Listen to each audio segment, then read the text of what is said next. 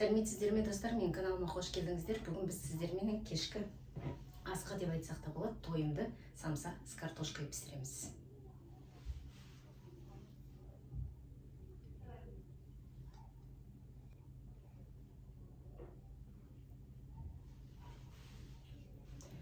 Достар, менімен бірге видеоны соңына дейін көріңіздер, бірге жасап үйренейік. Ал достар, самсамызға керек заттарымыз: 180 грамм, 160 грамм сұйық май, 1,5 ас қасықтан қант, 2 жұмыртқамыз қажет болады, йогурт 180 грамм, сүт и ұн 700 грамм ұн қажет болады. 2 чай қасық тұзымызды саламыз.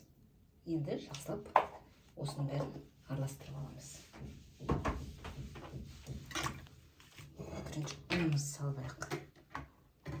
Ұн еленген, уже еріп қойдық.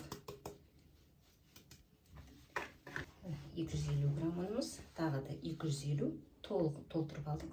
Сонда бізде 700 граммдай ұнымыз болады.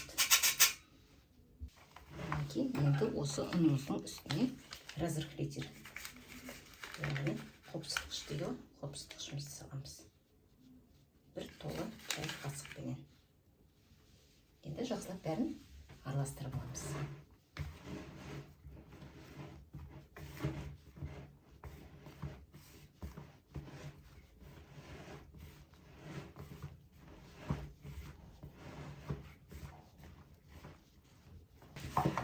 Мінекей достар, осындай теста пайда болды. Тестамызды 7-8 минут жақсылап июін қандырып басып аламыз. Мінекей достар, тестамызды жақсылап иіп алдық. Енді осы тестамызды 10-15 минутқа қойып қоямыз.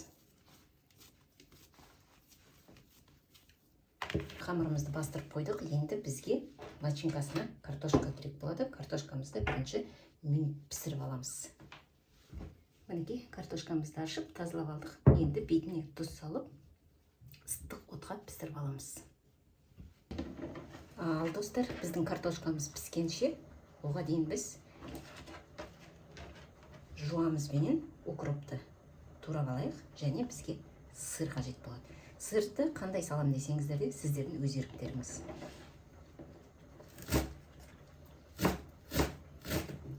Мінекей зеленімізді турап алдық, көкөністерімізді, көкшөптерімізді. Енді сырымызды терканың майда жағына өткізіп аламыз.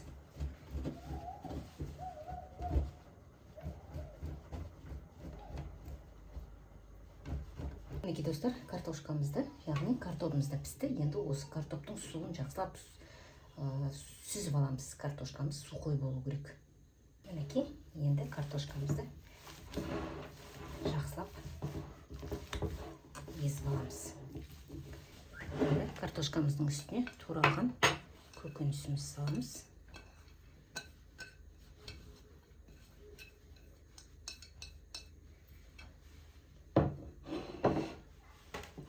Және тұз, қара бұрыш, көкөністер, специя. Қандай салым десеңіздер, өз еріктеріңіз.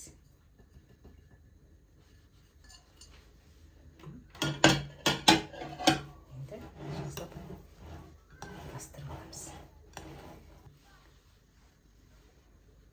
Мінекей достар, келесі етабымыз бізде тестамыз.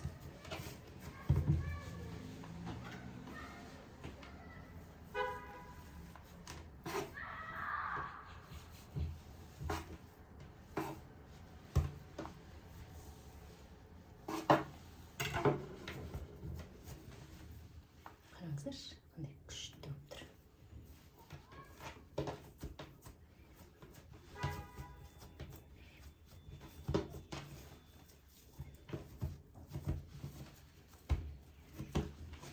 Енді осы тесталарымызды былай майда кусоктарға бөліп аламыз.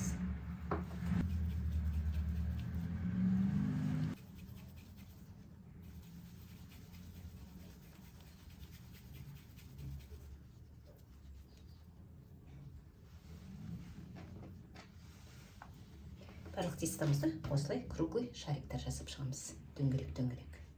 Мінекей достар, бізден 22 штук кусок шықты. Енді осыны пищевой пленкамен жауып 10 минутқа қойып қоямыз тағы да. Ал достар, келесі біздің етабымыз енді тестамызды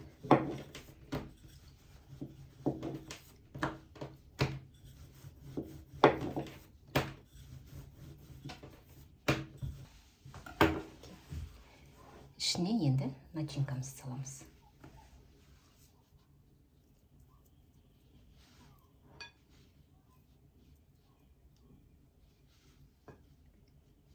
Жаңағы теркадан өткізген сырымызды саламыз.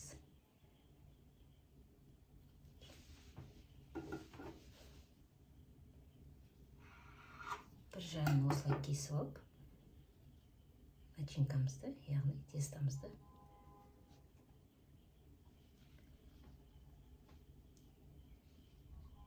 осылай бәрін орап шығамыз.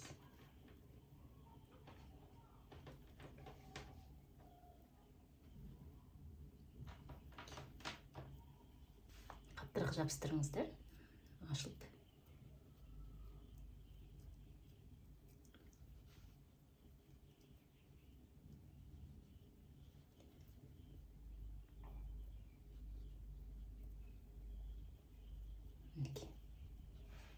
Осылай бәрін түйіп аламыз енді. Тағы да бір ойын көрсетейін сіздер. Тағы да начинкамызды саламыз.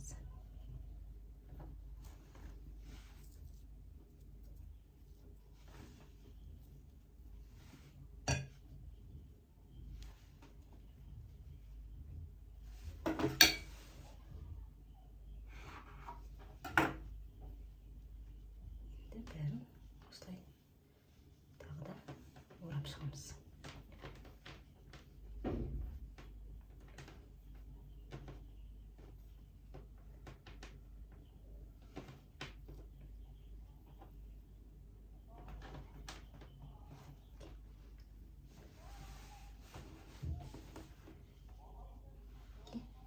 Енді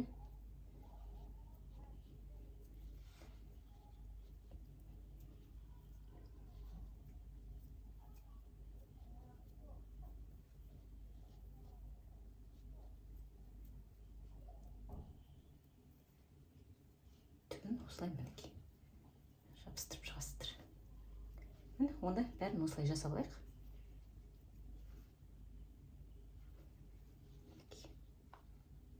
Мінекей достар, қараңыздар, барлығын жасап болдық біз. Мінекей. Енді осының бетіне жағатын жұмыртқа сары сұйық май, бір ас қасық және сүт қосып араластырып осының бетіне жағамыз қазір. Мінекей.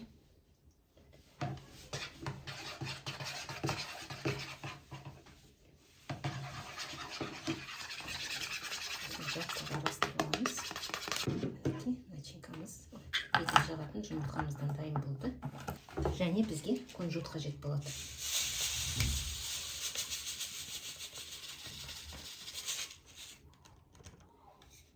Мінекей, күнжут. Мінекей достар, противнімізді дайындап алдық. Үстіне пергамент қағазымызды салдық. Енді осы самсаларымыздың бетінің бәріне жұмыртқамен начинка жағып шығамыз. Және осыны күнжутқа малып аламыз.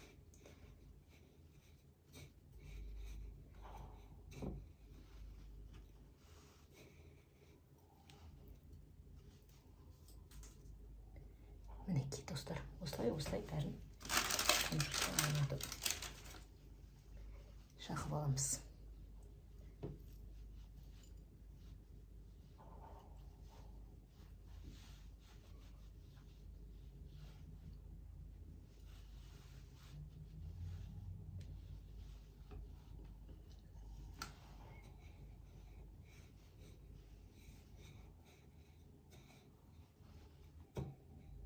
Енді қолдарыңыз былғанады, дегенмен тұрарлық.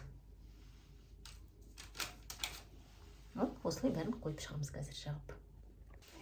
Мінекей достар, біздің самсамыз дайын. Енді осыны 180 градуста 30 минутқа духовкаға пісіріп аламыз. Ал мінекей достар, біздің самсамыз дайын болды. Самсасы кунжутам деп аталады. Кунжут ішінде картошкасы менен. Кешкі асқа тойымды.